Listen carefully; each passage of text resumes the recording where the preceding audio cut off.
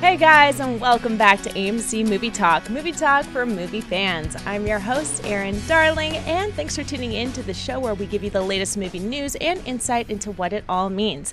Joining me today, we have our AMC Editor-in-Chief, John Campea. Greetings and salutations, everybody, back in the friendly confines of the actual AMC studio, because Dennis Zen decided to finally drag his lazy ass back to LA from his European vacation. It's good to have you back, Dennis, by the way. It's good to see you guys. Welcome back, Dennis.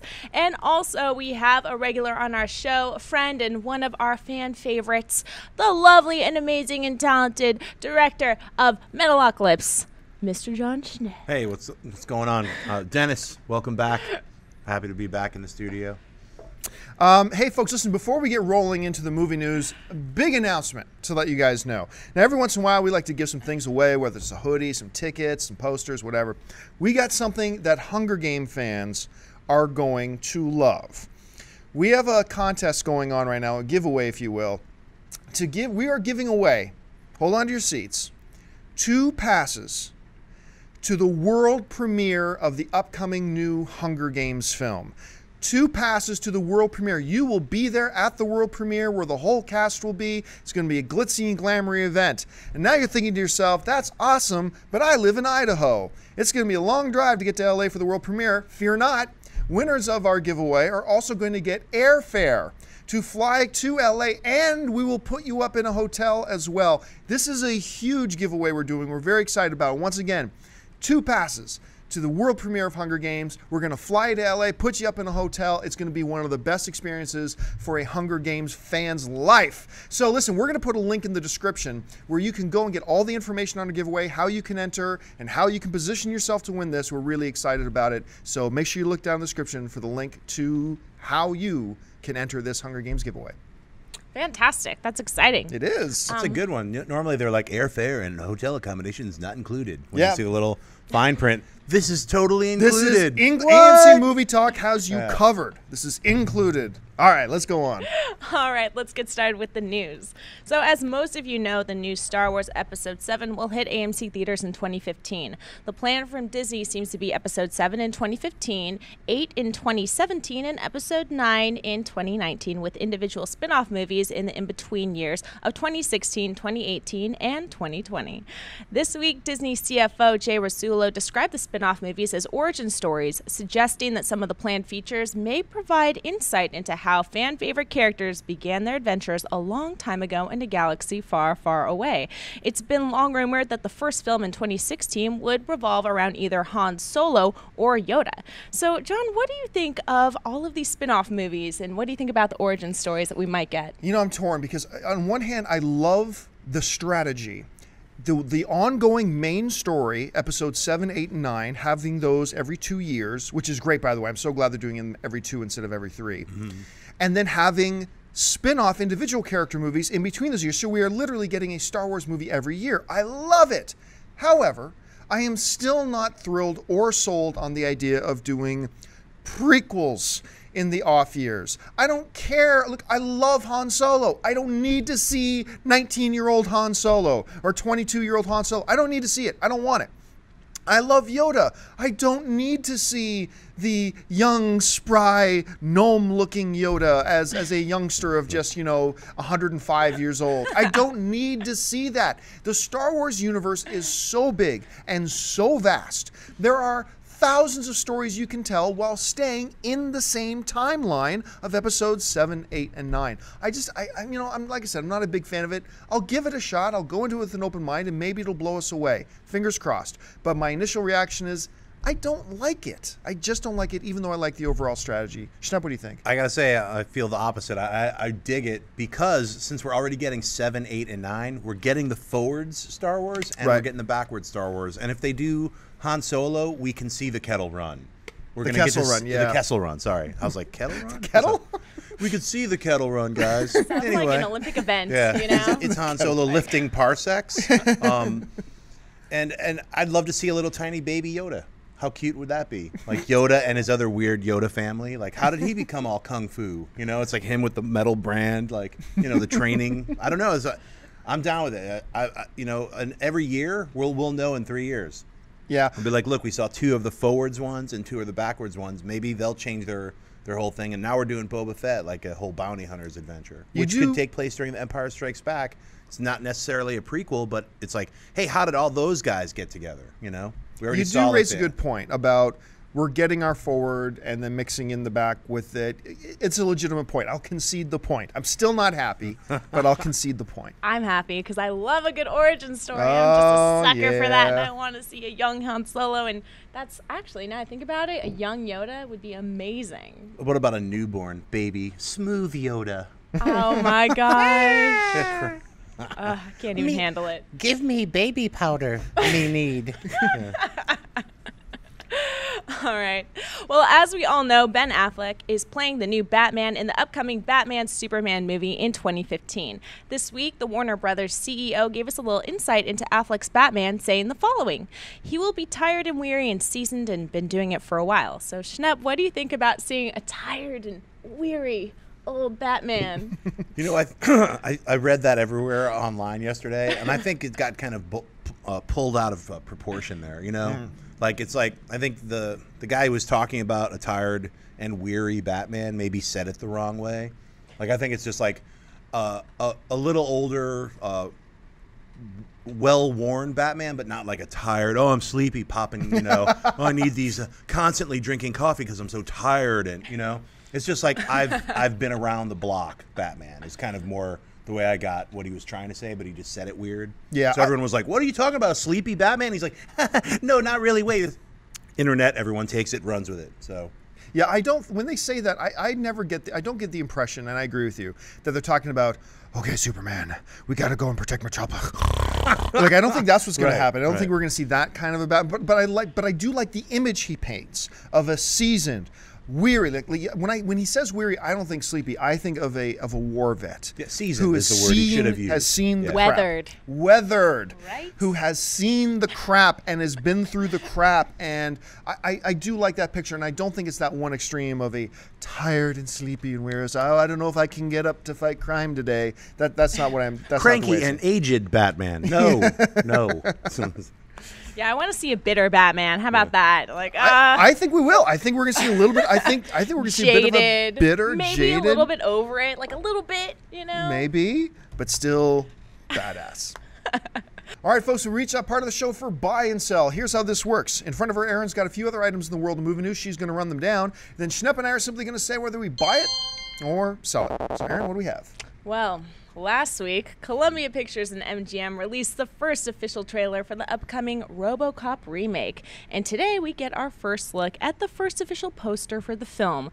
The new Robocop hits AMC theaters everywhere on February 7th, 2014. So, John, buy or sell this first Robocop poster? Sell. I'm going to sell the poster, even though I bought the trailer, and I stand alone as a monument of common sense and level-headedness. And I think this is going to be a good movie. I really do. But no, I don't like the poster. I was just telling Schnepp, he looks. If you just took out the word Robocop and took out the gun, you could tell me this is the new mascot for Trojan condoms. He looks like Trojan Man, a new age Trojan Man. I don't like the poster at all. But I'm still looking for the movie. But overall, for the poster, I got to sell it. Yeah, I'm selling it too. But I didn't like the trailer, and I don't like this new Robocop. I was saying, like, just invert it, and it could be like, I am the Eggman. It's just like a giant egghead. Yeah, your move, creep. Well, give me another poster. All right. The first official trailer for the upcoming Robert De Niro and Sylvester Stallone film Grudge Match has hit the web. De Niro and Stallone play Billy the Kid McDonough and Henry Razor Sharp, two local Pittsburgh fighters whose fierce rivalry put them in the national spotlight. Each had scored a victory against each other during their heyday, but in 1983, on the eve of their decisive third match, Razor suddenly announced his retirement, refusing to explain why, but effectively delivering a knockout punch to both their careers. 30 years later, boxing promoter Dante Slate Jr., seeing big dollar signs, makes them an offer they can't refuse: to re-enter the ring and settle the score once for all. Grudge Match hits AMC theaters everywhere on December 25th, so Schnepp, buy or sell this trailer for Grudge Match? I loved it. I laughed throughout the entire trailer, and when I first heard about it, I was like, oh, they're just putting together Raging Bull and Rocky, those guys, and then how smart. And if this movie is any indication from the trailer, it's going to be hilarious. Yeah. And a lot of fun to watch these two guys go at it. It's got an incredible backup cast. Alan Arkin. I mean, come on. I mean, I can't wait to see the movie. And I was like, I was saying to John earlier, yeah, let me see this trailer. And then I was like, laughed my ass off. And Kevin Hart looks really good in it too. Yeah, for real. You know, this is a huge buy for me. I was as skeptical as a lot of people about it when they first announced it. It sounds like it'd be one of these little throwaway comedies, whatever. But it's a neat idea. Get Rocky and Raging Bull in there. Okay, this could be all right. Awesome. Just awesome. And the back and forth comedic chemistry I found between De Niro and Stallone, I thought was great. Kevin Hart was great in it. Alan Arkin had some great lines. It just feels like the temperature of this movie is just perfect. I was always intrigued about it lately when we first started seeing the pictures. I'm intrigued. Get the older guys in there. I like films that focus on the older guys. But now I'm excited. Put me down as excited. So for me, this trailer is a big buy. Me too. I'm excited for this one as well. Awesome.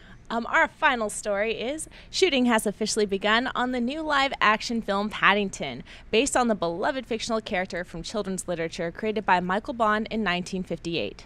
The film also announced its main cast and will star Hugh Bonneville from Downton Abbey as Mr. Brown, Academy Award winner Colin Firth from The King's Speech as the voice of Paddington Bear, and Academy Award winner Nicole Kidman as the evil taxidermist seeking her revenge. Paddington is scheduled to hit AMC theaters on November 26, 2014. So, John, buy or sell Paddington? I buy it. This is a great idea. A lot of people love this character, Paddington Bear. You've got great talent. I mean, you got multiple Academy Award winning talent in there. So this seems cute. It could be charming. You got great talent. I don't see anything about this to be skeptical about. So for me, it's a buy. Yeah, it's a buy for me too. I probably won't even see it. But I like the Paddington Bear character. I'm like, hey, bring Paddington up there and get some Pooh back in there. You know, Winnie the Pooh. I'm all for it. Let those kids see some of these magical characters. Bears are in now. Thanks, Ted.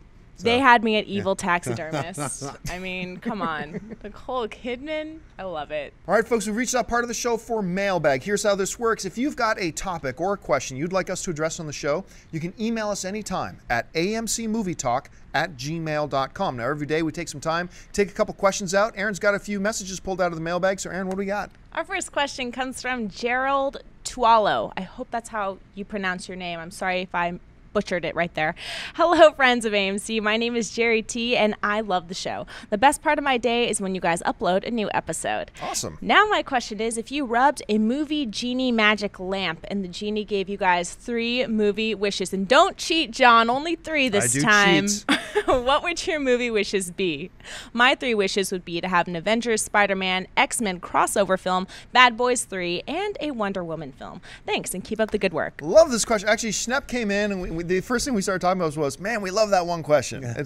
So, all right, I'm going to give you my 3 wishes, and you've probably all heard me say these ones before, but here's the ones that I have. Wish number 1. A movie version of Heir to the Empire, the Star Wars trilogy novel set that that's supposed to take place right after Return of the Jedi, with Admiral Thrawn in it and all that kind of stuff. I love the Heir to the Empire. I've always wanted a movie version of that. It's never going to happen, but that would be the first wish.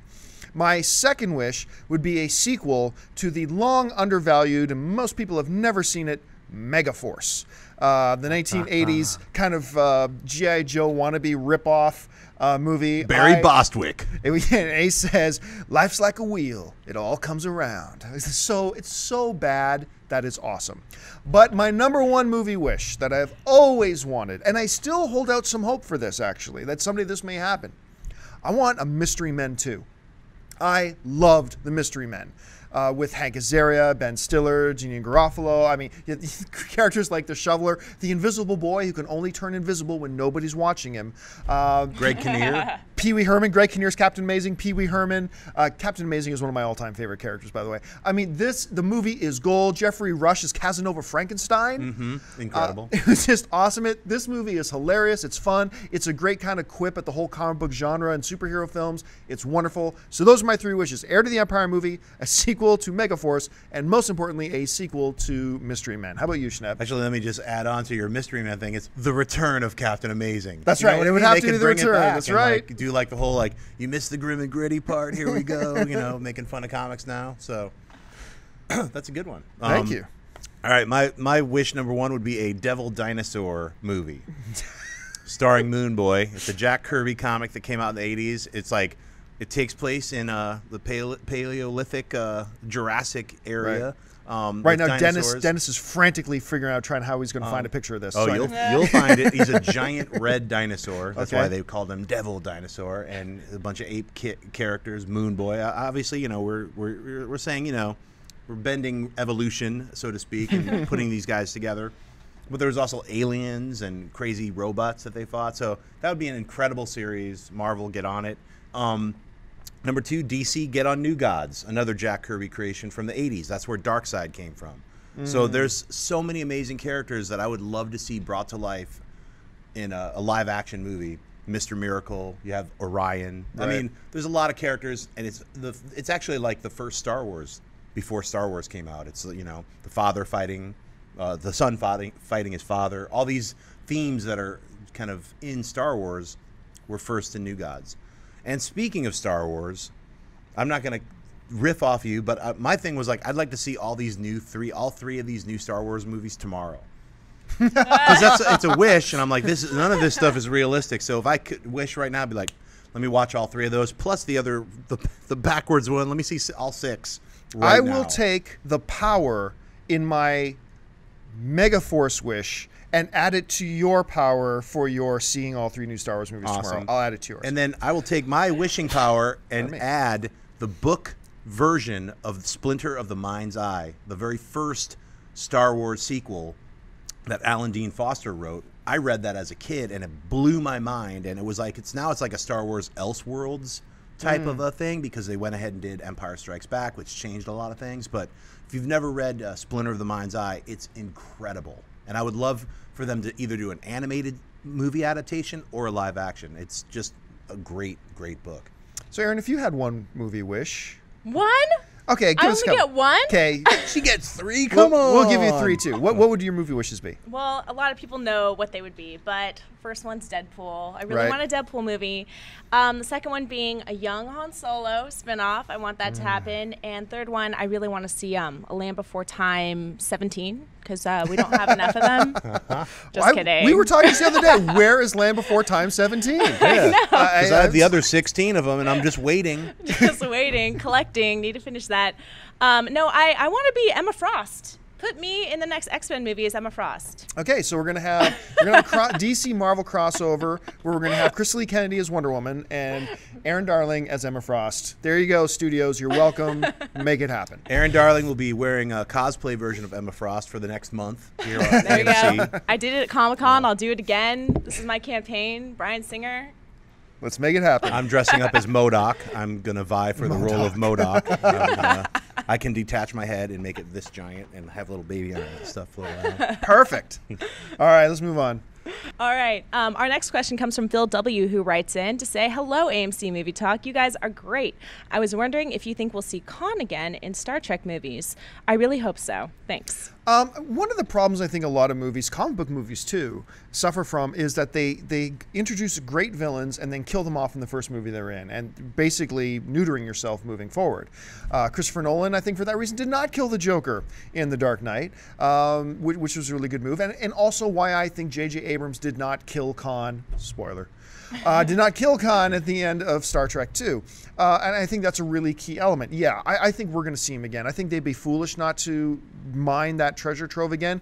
Khan was underused in Star Trek 2. That's one of the big weaknesses to me of that film, and I really liked the film. But one of the big weaknesses was he was underused. They did this whole terrible thing. Oh, let's keep it a secret that he's Khan and have this big suspenseful buildup through the first 2.5 acts until we finally reveal he's Khan, even though we all already knew he was Khan. Terrible decision on their part.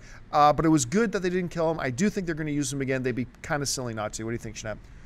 I don't know if they'll use him again. I mean, if anything, they might do a shot, some kind of like little shot of him. But I don't really see them moving forward with him. I see it like the third movie being all about the Klingons. I mean, I see the third movie being about so Klingons too. as well. I really do. I mean, that he's alive means that, they could spin it off. And if they were smart and did the 10 episodes before they do the 10-episode series of Star Trek and then do the third movie, like I'm hoping they would do, Khan could be in one of those episodes.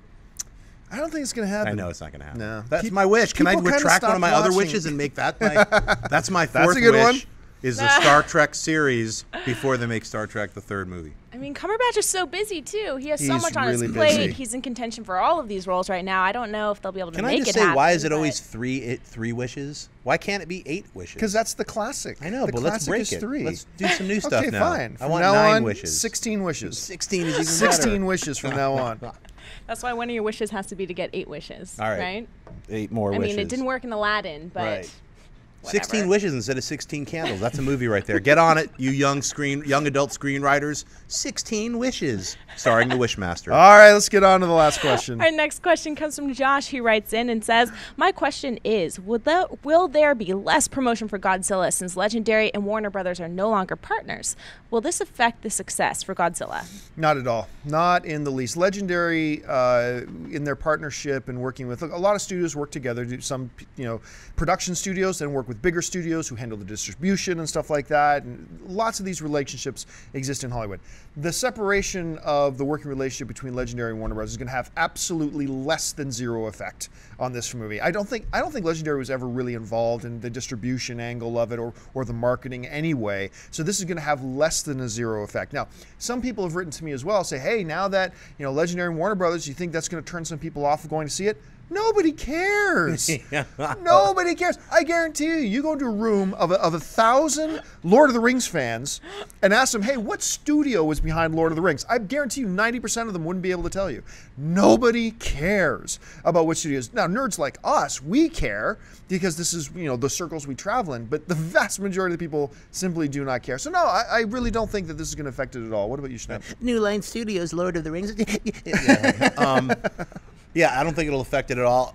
I loved that picture that they released of Godzilla like 2 days ago. Yeah, they didn't release it. It kind of slipped out. Snuck out. But I cannot wait to see this movie. I hope they have the dun-dun-dun-dun, the Toho theme. I love Godzilla. I was not a fan of the Emmerich Godzilla. Right. I grew up watching Godzilla destroy cities and fight a bunch of dudes like Ghidorah and like Mechagodzilla. So I can't wait for this to be out, and I can't wait to be watching Godzilla fighting giant monsters. It's going to be great. Yeah, I can't wait. I'm so excited. All right, folks, so listen, that will do it for us. We've reached the end of our time. Thank you so much for joining us. And listen, while I've got you, before you do anything else, if you haven't done so already, stop what you're doing and click that subscribe button. Become a subscriber to our AMC Movie News YouTube channel. Keep you up to date on everything going on in the world of movie news. And, of course, our daily AMC Movie Talk show and normally our weekend AMC Mailbag show. But I need to let you guys know, due to some technical issues, we're not going to have an AMC Mailbag this weekend. Don't worry, AMC Mailbag will be back again next weekend. Make sure you follow us on Twitter. Make sure you follow us on Facebook. And listen, there are a lot of great movies playing in AMC theaters everywhere right now. Head on over to www.amc theaters for all your theater, showtime, and movie ticket information. If you want an audio-only version of this episode so you can listen to us in your drive to work or in class or whatever, look in the description of this video and you'll find links to our iTunes and our, what's the name of the radio? Stitcher Radio. Thank you, Stitcher. I want to thank, as always, first of all, our lovely host today, Miss Erin Darling. Erin, where can people find you online? Twitter, I'm at Erin A. Darling, YouTube, Erin Ashley D, and Erin Darling fan page on Facebook. Thanks so much for having me today, John. The one and the only Mr. Jon Schnepp. Schnepp, where can people find you online? Just at Jon Schnepp on Twitter. So follow me there, or you can check me out on Vine doing stupid videos and things like that. And I just saw Riddick, so you guys should go check it out. I had a blast watching it. It was a lot of fun. It's a great, action film, is what I'll say. And you can find me on Twitter at John Campia or on Facebook at my new location on Facebook, John Campia AMC. So I hope to see you guys there. So that'll do it for us today. Thank you so much for joining us. And until Monday, my name's John Campia for AMC Movie News. Bye-bye.